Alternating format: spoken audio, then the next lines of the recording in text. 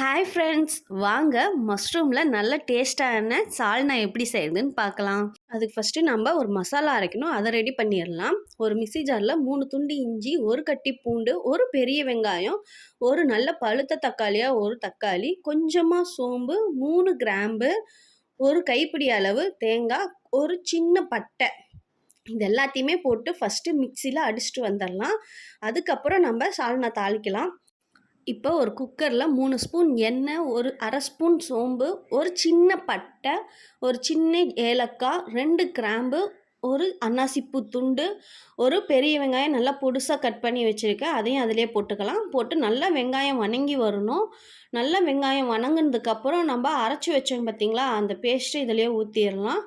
இப்போ இதை நல்லா கலந்து விட்டுடலாம். கலந்து விட்டதுக்கப்புறம் அரை ஸ்பூன் மஞ்சள்தூள், அரை ஸ்பூன் மிளகாய்த்தூள், அரை ஸ்பூன் மட்டன் மசாலா தூள் இருக்கும் பார்த்திங்களா, அது சேர்த்திக்கிங்க. அரை ஸ்பூன் மல்லித்தூள் சேர்த்தி கொஞ்சமாக உப்பு போட்டுக்கங்க, தேவையான அளவுக்கு உப்பு போட்டு நல்லா கலக்கி விட்டுட்டு, இப்போ இதுக்கு நம்ம தேவையான அளவு தண்ணி ஊற்றிக்கலாம்.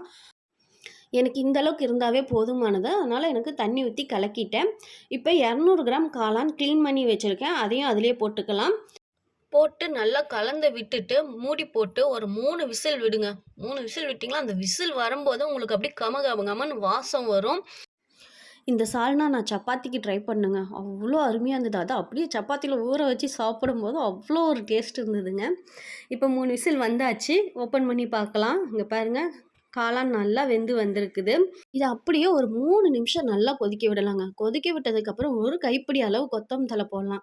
கொத்தமல்லி தழை போட்டு நல்லா கலந்து விட்டு எடுத்தால் நம்ம மஷ்ரூம் சால்னா ரெடிங்க. இது அவ்வளோ ஒரு டேஸ்ட்டாக இருந்தது. நீங்களும் ட்ரை பண்ணி பாருங்கள்.